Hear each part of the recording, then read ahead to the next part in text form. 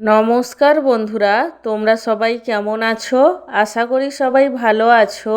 আমার চ্যানেলে তোমাদের সবাইকে স্বাগত জানাই। আজকে আমার ডিনার থালিতে কি কি মেনু আছে তারই ভিডিও তোমাদের সাথে শেয়ার করব। আজকে আমার ডিনার থালিতে রয়েছে তন্দুরি রুটি, তার সাথে রয়েছে মিক্সড ভেজ। মিক্সড ভেজটা ফুলকপি, আলু, গাজর, মটরশুঁটি, পনির দিয়ে বানানো হয়েছিল। আমার আজকের এই সিম্পল ডিনার থালির ভিডিওটি তোমাদের কেমন লাগলো সেটা কমেন্ট করে জানিও।